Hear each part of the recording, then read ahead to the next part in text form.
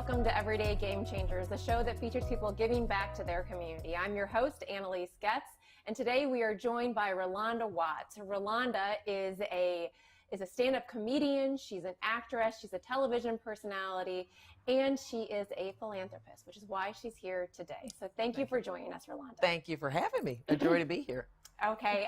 Now, what I want to talk about today is obviously, not obviously, but you have a master's in journalism from Columbia. In the science of journalism? Yeah. You are a published author. Yes. You are a stand-up comedian. You're a Renaissance woman. But you also seem to be very involved in the illiteracy problem in America. Can you tell us a little bit about how you realized the issue and why it pulled at your heartstrings? Yeah, you know, I've been involved with education is big for me. That's a big deal for me. But when I speak of literacy, it concerns me that 1 out of 5 Americans can't read. And we're not talking about teaching children to read. I'm talking about people over 17 years old, grown people who have lived all of their lives not being able to read.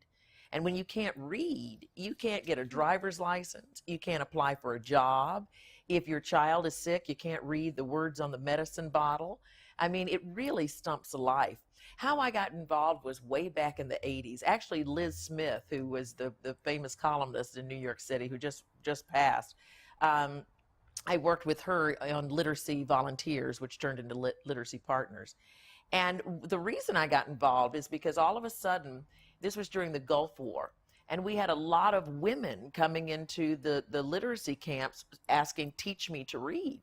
They were getting letters from their sons who were overseas, and they didn't know how to read the letters with these boys who had gone to war. So we started a campaign teaching women, many of them island women, how to read. We raised money for the campaign, and it was just something I always held dear to my heart. It's ironic that, you know, journalism is about words and storytelling, and now that I'm an author, reading is essential in a life. I mean, Henry David Thoreau said it best. I mean, how many lives have been changed just by the reading of a book?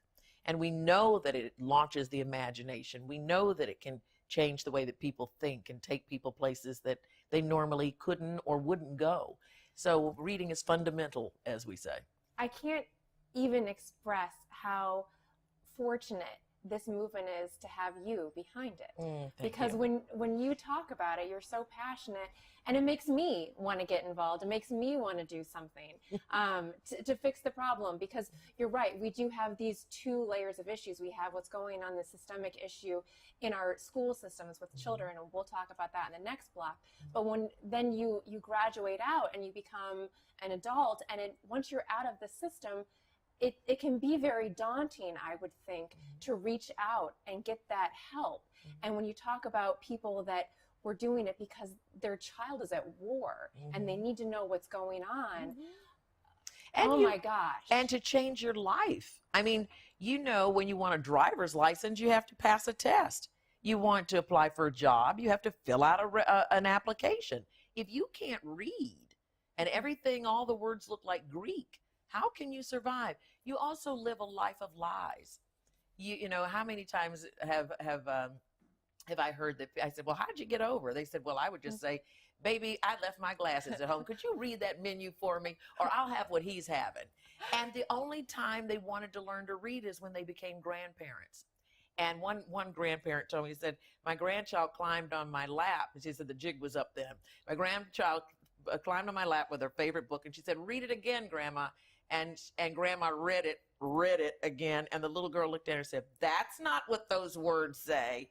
And she was so shamed and embarrassed, and also knew the importance of reading for bonding with her family, that she took herself to one of our literacy offices and learned to read. And they're volunteers who sit there and help people learn to read, and it's an amazing thing. How did you pick Literacy Partners to be the organization that you wanted to get involved in? I know that you said that Liz Smith brought you in, but especially at that point in time in your career, let's see, it was the 80s, so it was before your internationally syndicated talk show. Right. But you were doing, was it local news at that point in time? So you had a platform. Right, local news, and also on my talk show. In fact, let me tell you. you. Were you already doing your talk show at that point? No, I was actually a news reporter at that point. I was an anchor woman, a news reporter at WABC in New York City and WNBC, where I met Liz Smith.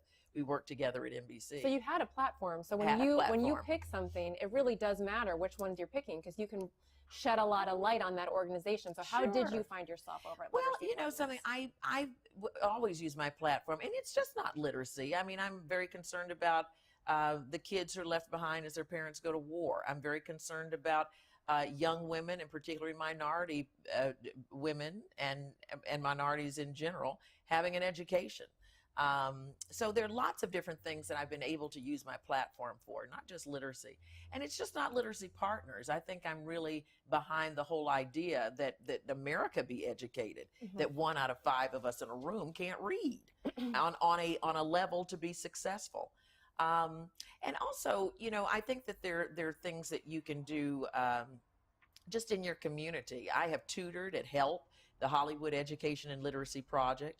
I've learned how to be a tutor, and so that was enlightening for me to be able to not only give money or make a fundraiser or you know, on my birthday do a fundraiser for my birthday, let's raise money for literacy, or to donate part of my book to literacy programs. It's sometimes good to roll up your sleeves and say, come on, buddy, let me teach you how to read. Both parts matter. Yeah. We need the money, and we need the sweat in there too. Yeah. You know, you need both if you want to make a change. Yeah. So thank you, Rolonda. We're going to take a quick break, and then we'll be back in a minute.